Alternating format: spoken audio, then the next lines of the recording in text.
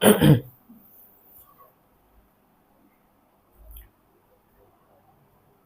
दोस्तों, मेरा नाम है जयकांत विश्वकर्मा और मैं आपको ITOT एग्ज़ाम के लिए पढ़ा रहा हूँ। आज का जो हमारा टॉपिक है वह है ट्रांसफार्मर के डिफरेंट पार्ट्स और उनके क्या कार्य हैं उसके बारे में जानेंगे। ये जो है ट्रांसफार्मर का डायग्राम है। इस ट्रांसफार्मर में ये जो मेजर पार्ट दिखाई दे रहा है आपको, इसको बोलते हैं ट्रांसफार्मर का ऑयल टैंक। इसी से लगे हुए जो दो पार्ट दिखाई दे रहे हैं ये कहलाते हैं रेडिएटर कोर।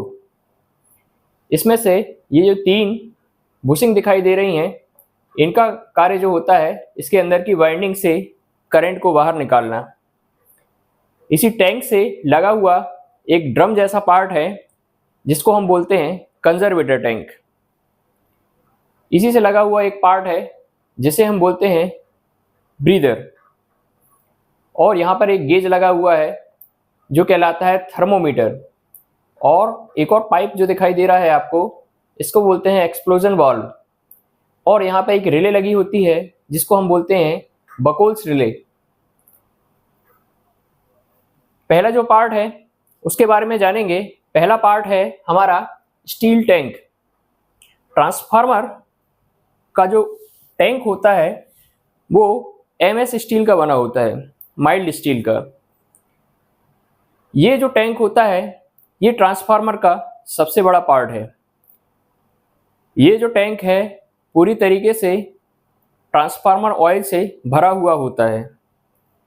ट्रांसफार्मर ऑयल से भरे होने के साथ साथ यह ट्रांसफार्मर की कोर और सभी वाइंडिंग्स को अपने अंदर समाहित किए होता है। मतलब कोर और वाइंडिंग्स भी पूरे तरीके से ऑयल में डूबी हुई होती हैं। ट्रांसफार्मर ऑयल जो होता है उसकी दो प्रॉपर्टी होती हैं। एक तो वह वाइंडिंग्स के बीच में इंसुलेशन प्रोवाइड करता है, साथ साथ कोर और वाइंडिंग्स को कूलिंग प्रोवाइड करता है। टैंक जो होता है उससे बहुत सारी डिवाइसेस कनेक्ट होती हैं। बहुत सारे पार्ट्स जो हैं ट्रांसफार्मर के वो भी उसके साथ में कनेक्टेड होते हैं। इसका जो सेकंड पार्ट है वह है कंजर्वेटर टैंक। कंजर्वेटर टैंक जो होता है वो इस ऑयल टैंक के सबसे टॉप से एक पाइप के द्वारा जुड़ा हुआ होता है। कंजर्वेटर टैंक का कार्य क्या है? जब ट्रांसफार्मर का नॉर्मल ऑपरेशन होता है तब नॉर्मल ऑपरेशन के दौरान जो साइकिल चलती है, एक लोड आता है ट्रांसफार्मर के ऊपर, जिसके कारण ट्रांसफार्मर का ऑयल कभी गर्म होता है, कभी वापस प्रोसेस होने के दौरान ठंडा होता है। उस दौरान जब ऑयल गर्म होता है तब ऑयल अपनी प्रॉपर्टी के कारण एक्सपेंड करता है, अपना वॉल्यूम बढ़ाता है। और जब ऑयल ठंडा होता है तब वह अपना वॉल्यूम कम करता है। और इसलिए ट्रांसफार्मर ऑयल क्योंकि पूरी तरीके से ऑयल से भरा हुआ होता है, उसका पूरा भरा होना जरूरी भी होता है। तो जब इसमें नॉर्मल लोड ऑपरेशन के दौरान, नॉर्मल लोड ऑपरेशन मतलब अभी कोई फॉल्ट नहीं आया है, एक नॉर्मल ऑपरेशन हो रहा है जो कि एक नॉर्मल कार्य है ट्रांसफार्मर का, उसके दौरान ही जब लोडिंग और अनलोडिंग होती है, मतलब ट्रांसफार्मर में कोई लोड लगाया जाता है या फिर उसको रिमूव किया जाता है, उस दौरान जो ऑयल की हीटिंग होती है उसमें ऑयल जो एक्सपेंड होता है, तो इसमें ऑयल का एडजस्टमेंट नहीं हो सकता। यदि कंजर्वेटर टैंक को ना बनाया जाए तो यह यहाँ पर प्रेशर क्रिएट करके टैंक को डैमेज कर सकता है। तो यही जो ऑयल है इसको एक जाने का रास्ता होता है। कंजर्वेटर टैंक जो होता है वो खाली होता है, यहाँ का जो एक्स्ट्रा ऑयल है वह लोडिंग के दौरान इस कंजर्वेटर टैंक में पहुंच जाता है। और जब ऑयल ठंडा होता है तो वापस ऑयल के लेवल को मेंटेन करने के लिए इस कंजर्वेटर टैंक से वह ऑयल वापस ट्रांसफार्मर के ऑयल टैंक में आ जाता है। तो जो कंजर्वेटर टैंक होता है वह टॉप ऑफ द ट्रांसफार्मर पे माउंटेड होता है। नॉर्मल लोड ऑपरेशन के दौरान ट्रांसफार्मर ऑयल गर्म होता है ऑयल एक्सपेंड होता है, लेवल जो होता है ट्रांसफार्मर ऑयल लेवल टैंक में वह बढ़ जाता है। एक पाइप कनेक्टेड होता है जो कि उस ऑयल को ऊपर जाने या फिर ऊपर से नीचे आने के लिए रास्ता प्रोवाइड करता है। अगला जो पार्ट है वह है ब्रीदर। जब इस कंजर्वेटर टैंक में नॉर्मल लोड ऑपरेशन के दौरान ऑयल टैंक से ऑयल यहाँ पर आता है, लेवल बढ़ता है, तो लेवल जब बढ़ेगा ऑयल का तो यहाँ पर जो एक्सेस एयर है वो बाहर निकलेगी, क्योंकि जब किसी दूसरे मटेरियल यहाँ पे ऑक्यूपाई करेगा तो यहाँ की एयर बाहर जाना जरूरी है। तो इस दौरान यहाँ से जो एयर है वह ब्रीदर के थ्रू बाहर निकलेगी और जब ऑयल लेवल कम होगा तब यहाँ पे जो वैक्यूम क्रिएट होगा उसमें भी एयर का आना जरूरी है। उस ड्यूरेशन में जो बाहर की फ्रेश एयर है वो इस ब्रीदर के द्वारा इस कंजर्वेटर टैंक में आएगी। तो ये जो पाइप है, यह जो ब्रीदर है, यह जब ऑयल का लेवल कम या ज़्यादा होता है तब उस एयर को इस कंजर्वेटर टैंक में या तो अंदर आने देगा या बाहर निकालेगा। लेकिन इसमें जो ये पार्ट दिखाई दे रहा है आपको, ये कहलाती है सिलिका जेली। सिलिका जेली एक मटेरियल है जिसकी एक प्रॉपर्टी होती है जो मॉइस्चर को एब्जॉर्ब कर लेती है, क्योंकि मॉइस्चर जो होता है, वाटर कंटेंट जो होता है, ट्रांसफार्मर ऑयल की डाइलेक्ट्रिक स्ट्रेंथ को खराब कर देता है। इसलिए उसमें मॉइस्चर को रोकने के लिए ब्रीदर में सिलिका जेली भरी जाती है, क्योंकि ट्रांसफार्मर में जाने वाली एयर जो कि बाहर से ली जा रही है वो उससे कनेक्ट होने का केवल यही एक रास्ता है जहां से ट्रांसफार्मर में मॉइस्चर मिल सकता है। यहाँ पर सिलिका जेली लगा देने से जब भी यहाँ की एयर अंदर कंजर्वेटर में जाती है तब यह मॉइस्चर जो है इस सिलिका जेली के द्वारा एब्जॉर्ब कर लिया जाता है और मॉइस्चर फ्री एयर जो है वो कंजर्वेटर के अंदर पहुंचती है। इसमें एक इंपॉर्टेंट टर्म है कि सिलिका जेली का कलर, जब सिलिका जेली अच्छी होती है तब सिलिका जेली का कलर जो होता है वो ब्लू कलर होता है, और जैसे ही मॉइस्चर को एब्जॉर्ब कर लेती है तो उसका कलर पिंक हो जाता है। अब जब इसका मेंटेनेंस किया जाता है तो या तो सिलिका जेली को ओवन में रखकर उसको गर्म किया जाता है जिससे उसका कलर वापस ब्लू कलर हो जाता है, या फिर यदि वह ऐसा नहीं हो पाता है तो फिर सिलिका जेली को चेंज करना पड़ता है। अगला जो टर्म है हमारा टेम्परेचर गेज।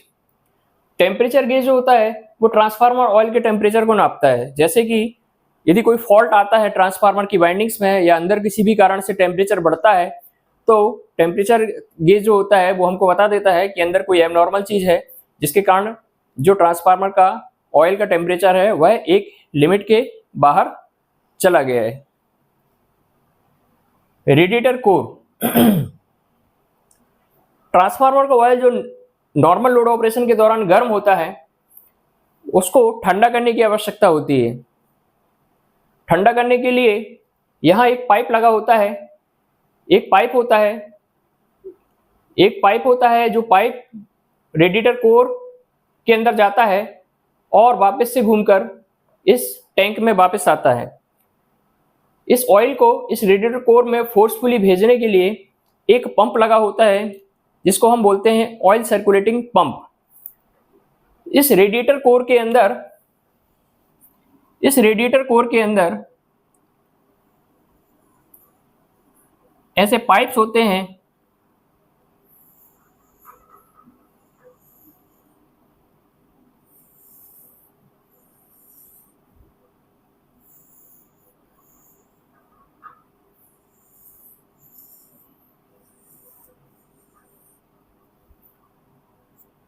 यहाँ से ऑयल जाता है और यहाँ से ऑयल वापस टैंक में पहुँचता है।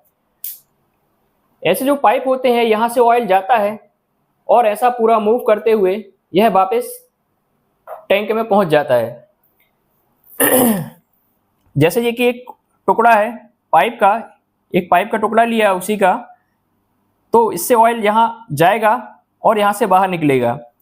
अब यदि इसके ऊपर हम फ्रिंजेस लगा दें, फ्रिंजेस मतलब जैसे कि ये पाइप है और इसके ऊपर यदि ऐसी फ्रिंजेस लगा दी जाएं, डिफरेंट प्लेसेस पे ऐसी फ्रिंजेस लगा दी जाएं, तो इस पाइप का जो टेम्परेचर होगा, जो कि ऑयल के कारण यह पाइप गर्म हो गया है, तो वो अपना टेम्परेचर जो है इस फ्रिंजेस में, इस प्लेट में ट्रांसफर कर देगा।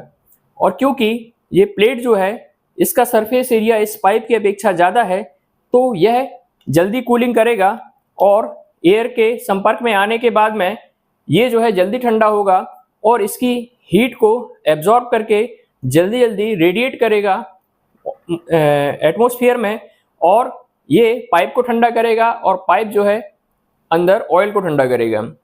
तो ये फ्रिंजेस जो होती हैं ये पाइप के सरफेस एरिया को बढ़ा देती हैं, और किसी भी मटेरियल के सरफेस एरिया को यदि बढ़ा दिया जाए तो वो उसकी कूलिंग रेट जो है वो बढ़ जाती है। यही कारण है कि ये एक प्लेट के फॉर्म में यहाँ पर पाइप के ऊपर फ्रिंजेस लगी होती हैं, जो कि इसके सरफेस एरिया को बढ़ा देती हैं और इसकी कूलिंग रेट को बढ़ा देती हैं।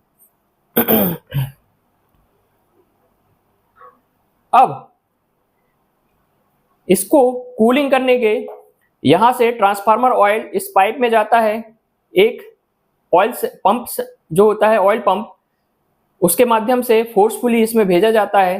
फोर्सफुली भेजने के बाद में इसमें फ्रिंजेस लगी होती हैं, जो कि उसकी हीट को रेडिएट कर देती हैं और उसके सरफेस एरिया को बढ़ाने के कारण उसमें कूलिंग की रेट फास्ट कर देती हैं, जिसके कारण ये ऑयल जो है ठंडा हो जाता है। अब यदि इसमें हम एक फैन और लगा दिया जाए,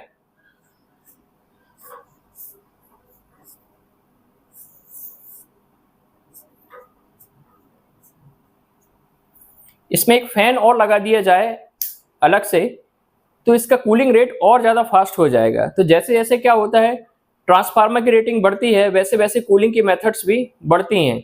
जैसे कि जनरली ये मेथड्स जो हैं जो कूलिंग के लिए उपयोग होती हैं, कूलिंग मेथड्स जैसे कि AN, ये शॉर्ट फॉर्म जो होते हैं बहुत इंपॉर्टेंट हैं, जो पूछे जाते हैं।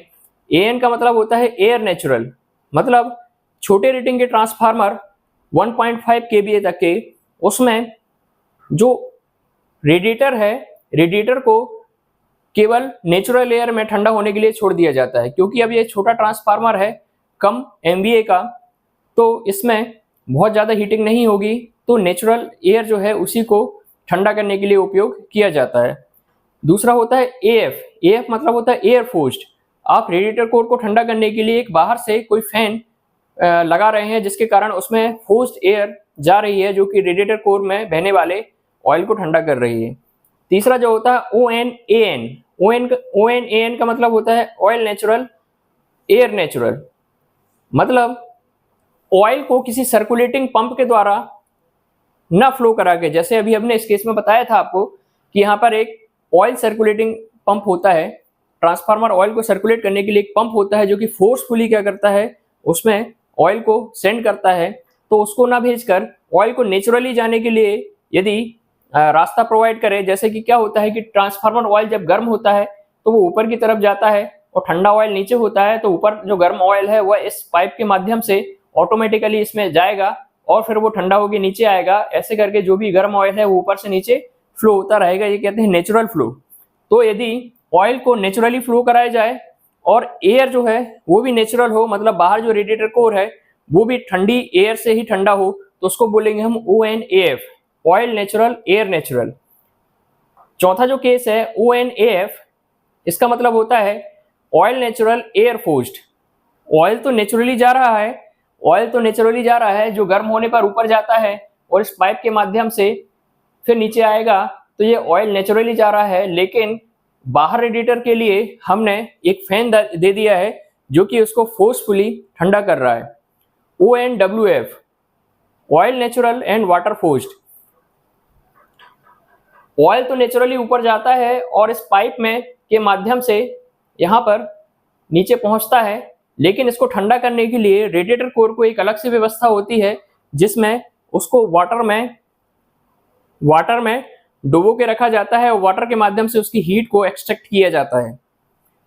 OFWF, oil forced water forced, ये 100 MVA तक के लिए उपयोग होता है।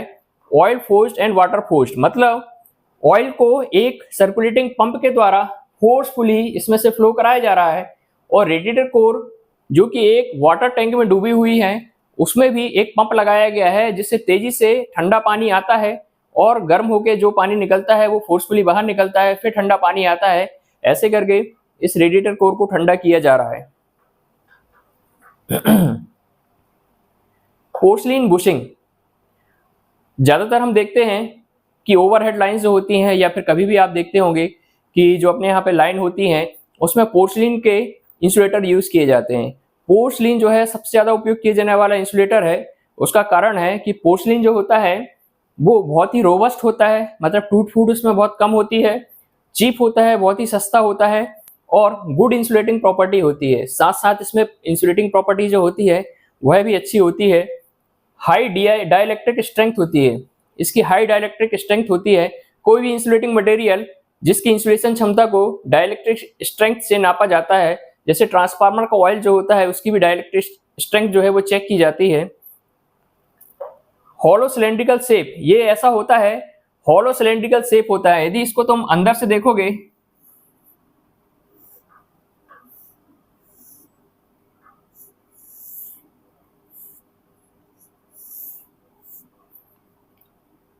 तो ये जो होता है अंदर से ऐसा खाली होता है,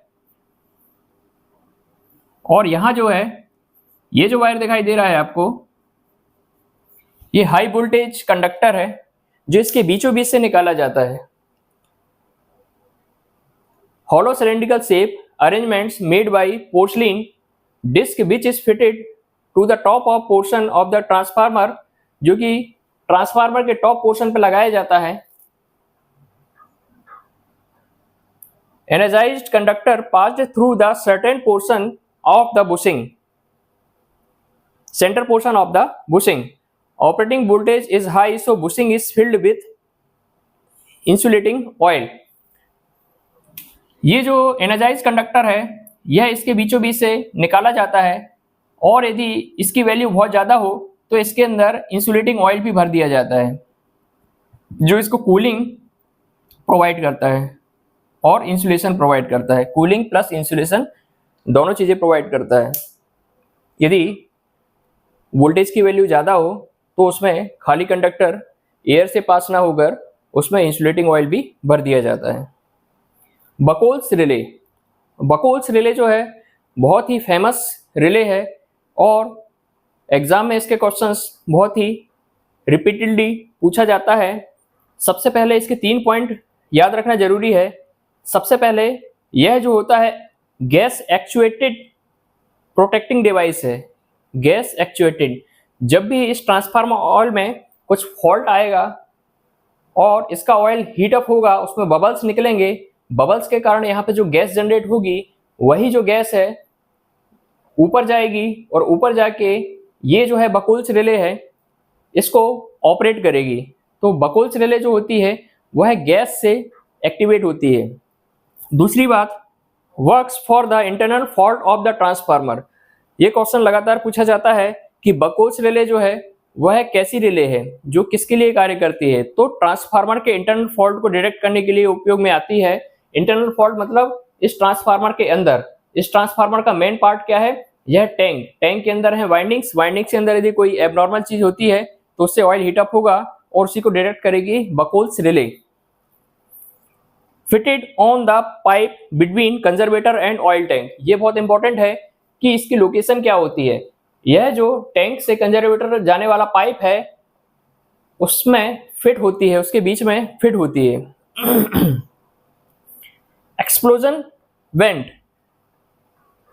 एक्सप्लोजन वेंट या एक्सप्लोजन वाल्व, यह जैसे कि हमने अपने घरों में देखा है, कुकर होता है, कुकर के ऊपर एक छोटा सा सेफ्टी वाल्व लगा होता है। यदि किसी केस में कुकर का प्रेशर बहुत ज़्यादा हो जाए तो यदि वो वाल्व ना दिया जाए तो कुकर जो है वो फट सकता है। अब उस एबनॉर्मल केस में प्रेशर जब ज़्यादा हो जाता है तो उस केस में वो जो वॉल्व है वो ओपन हो जाता है और पूरा प्रेशर जो है रिलीज हो जाता है। सेम कॉन्सेप्ट आप यहाँ समझिए कि यहाँ पर जो एक्सप्लोजन वॉल्व है यह भी उसी वॉल्व की तरह है, सेफ्टी वॉल्व है, जो कि यहाँ टैंक के ऊपर लगाया जाता है। यदि किसी केस में उस गैस की मात्रा बहुत ज़्यादा हो जाए जिससे कि इस टैंक के फटने का डर हो, तो इसको सेव करने के लिए यहाँ से ये वॉल्व जो है वो ओपन हो जाता है और इससे बनने वाली पूरी गैस जो है वो बाहर निकल जाएगी। ये था ट्रांसफार्मर के पार्ट्स के बारे में और उसके फंक्शंस के बारे में। अब एक छोटा सा टॉपिक और है जिसको हमने इसी में इंक्लूड किया है, वह है ऑटो ट्रांसफार्मर। अभी तक हमने जितने भी ट्रांसफार्मर पढ़े हैं उसमें हमने बताया है कि ट्रांसफार्मर की एक प्राइमरी वाइंडिंग होती है और एक सेकेंडरी वाइंडिंग होती है, और प्राइमरी वाइंडिंग सेकेंडरी वाइंडिंग से इलेक्ट्रिकली आइसोलेट होती है और मैग्नेटिकली कपल्ड होती है। जैसे कि ये ट्रांसफार्मर की प्राइमरी वाइंडिंग है और ये सेकेंडरी वाइंडिंग है। तो ये इलेक्ट्रिकली तो एक दूसरे से आइसोलेटेड होते हैं जबकि मैग्नेटिकली कपल्ड होते हैं। ये यहाँ से जो फ्लक्स है इससे लिंक करेगा, ये फ्लक्स इससे लिंक करेगा और मैग्नेटिकली इसको कपल्ड करेगा। मतलब मैग्नेटिकली कपल्ड होंगे लेकिन इलेक्ट्रिकली आइसोलेट होते हैं। लेकिन ऑटो ट्रांसफार्मर जो होता है एक ऐसा ट्रांसफार्मर होता है जिसमें केवल एक सिंगल वाइंडिंग होती है और इसमें जो प्राइमरी वाइंडिंग और सेकेंडरी वाइंडिंग होती है वो इलेक्ट्रिकली आइसोलेट नहीं होती है। तो इसमें इलेक्ट्रिकली भी कनेक्टेड होगी और मैग्नेटिकली भी कनेक्टेड होगी। इसमें जैसे सिंगल वाइंडिंग जो होती है उसी में यदि एक साइड देखा जाए तो ये जो पार्ट है ये कंप्लीट वाइंडिंग है जिसमें एक सप्लाई हम दे रहे हैं V1 और यहाँ से एक टेपिंग होती है, इसको बोलते हैं हम टेपिंग।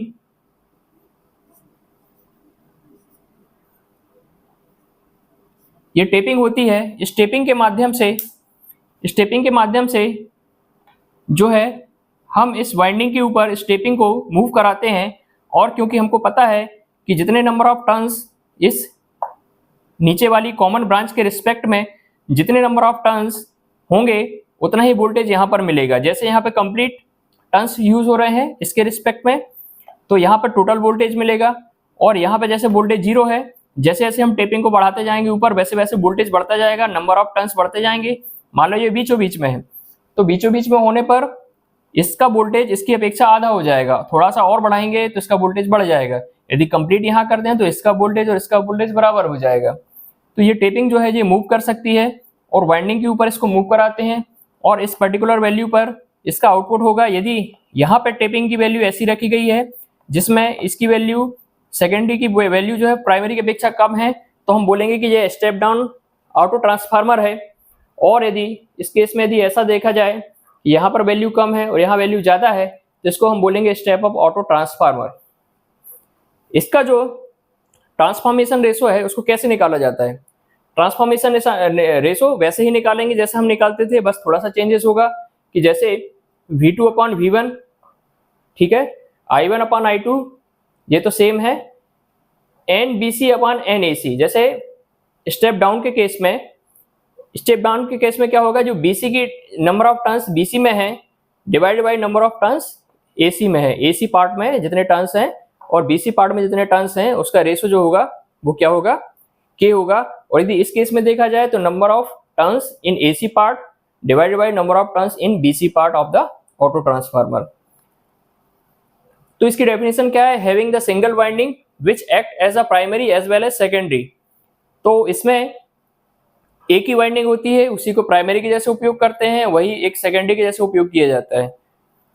इसमें फैराडे का म्यूचुअल इंडक्शन ना लग के सेल्फ इंडक्शन लगता है, क्योंकि म्यूचुअल तो तब होगा जब दो वाइंडिंग्स होंगी, एक वाइंडिंग से दूसरी वाइंडिंग में कनेक्ट होगा, है ना। तो फैराडे का नियम, फैराडे का सेल्फ इंडक्टेंस लॉ इसमें लगता है। सेल्फ इंडक्टेंस मतलब वह अपने फ्लक्स से खुद ही की वाइंडिंग को एनर्जाइज करेगा या मैग्नेटाइज करेगा। इसके क्या एडवांटेजेस हैं? ऑटो ट्रांसफार्मर कैसे, क्या जरूरत पड़ेगी कि दो वाइंडिंग की जगह एक वाइंडिंग लगाना पड़ी। अब देखिए, यदि दो वाइंडिंग की अपेक्षा यदि एक वाइंडिंग लगाया जाएगा तो उसमें वाइंडिंग जो है वो कम हो जाएगी, कम हो जाने से उसका कॉस्ट जो है वो कम हो जाएगा। तो लेस कॉस्ट, सबसे पहला एडवांटेज इसका क्या है, इसकी कॉस्ट जो है वो लेस है। दूसरा क्या एडवांटेज है, बेटर वोल्टेज रेगुलेशन। इसका वोल्टेज रेगुलेशन जो होता है अपनी टू वाइंडिंग ट्रांसफार्मर की अपेक्षा ज्यादा होता है। Smaller in size less weight, जब वाइंडिंग कम हो गई तो साइज भी कम हो जाएगा और उसका वेट भी कम हो जाएगा। चौथा जो है मोर एफिशिएंसी, इसकी एफिशिएंसी अपने टू वाइंडिंग ट्रांसफार्मर की अपेक्षा ज्यादा होती है। अब डिसएडवांटेजेस क्या है, इसको सिंगल वाइंडिंग में तो कर लिया, यदि इसके सभी एडवांटेजेस ही होते तो टू वाइंडिंग ट्रांसफार्मर ही नहीं होता। तो डिसएडवांटेजेस भी होंगे इसके कुछ ना कुछ। इसके डिसएडवांटेजेस समझते हैं। Does not isolate primary and secondary, यह प्राइमरी और सेकेंडरी वाइंडिंग आइसोलेटेड नहीं होती हैं, अलग अलग नहीं होती हैं। यदि कोई दिक्कत प्राइमरी या सेकेंडरी में आए तो दोनों वाइंडिंग जो है वो दिक्कत में होंगी। तो इसमें प्राइमरी से सेकेंडरी जो होती है वो आइसोलेटेड नहीं होती है। यदि स्टेप डाउन का केस यदि हम बोला जाए और यदि ये बीसी वाला पार्ट जो है इसमें ये वाइंडिंग ओपन हो जाए तो पहले जैसे माना कि इसमें 10 वोल्ट मिल रहा था और यहाँ पे 2 वोल्ट मिल रहा था, क्योंकि ये स्टेप डाउन है, यहाँ पर वोल्टेज की वैल्यू कम हो जाएगी। तो यहाँ पे जो डिवाइस लगी हुई है वो 2 वोल्ट के हिसाब से डिजाइन है। अब यहाँ 10 वोल्ट था, यहाँ पे 2 वोल्ट था, अब ये वाइंडिंग ओपन हो गई। अब ये वाइंडिंग ओपन हो जाने के कारण ये इस पॉइंट पर जो वोल्टेज होगा वो यहाँ और यहाँ का वोल्टेज होगा, ये पूरा वोल्टेज जो होगा अब इसके अक्रॉस मिलने लगेगा। ये ब्रेक हो जाने से, क्योंकि वोल्टेज जो है वो ओपन सर्किट में एग्जिस्ट कर सकता है, ये सर्किट ओपन हो गया तो ये सर्किट एक्टिव हो जाएगा, सेकेंडरी यदि ओपन हो गया तो प्राइमरी एक्टिव हो जाएगा। तो यहाँ का वोल्टेज जो है एज इट इज यहाँ पर अपीयर होने लगेगा, जो कि आने वाले डिवाइस को डैमेज कर सकता है या किसी पर्सन को जो वहां पे ऑपरेट कर रहा है उसको कुछ ना कुछ नुकसान पहुंचा सकता है। इसके एप्लीकेशंस क्या है? मेनली ऑटो ट्रांसफार्मर जो होता है वो सीरीज लाइन बूस्टर के जैसे उपयोग होता है। हमारी जो हमारे ट्रांसमिशन और डिस्ट्रीब्यूशन जो नेटवर्क होता है उसमें जब हमको वोल्टेज उसका बढ़ाना होता है तो ये एक ऑटो ट्रांसफार्मर लगा होता है, क्योंकि उसमें कभी वोल्टेज कम हो जाता है कभी ज्यादा हो जाता है। तो एक ऑटो ट्रांसफार्मर क्या होगा, टेपिंग के हिसाब से कम या ज्यादा वोल्टेज हम एडजस्टमेंट कर सकते हैं, क्योंकि वो हमेशा परमानेंट वहां पे फिक्स चीज नहीं लगा सकते हैं, वहां पे हमको वेरिएबल चीज चाहिए होती है, जैसा लोड होगा उसके हिसाब से हम उसको एडजस्ट करेंगे। फ्लोरोसेंट लैंप, इसमें भी इसका उपयोग होता है।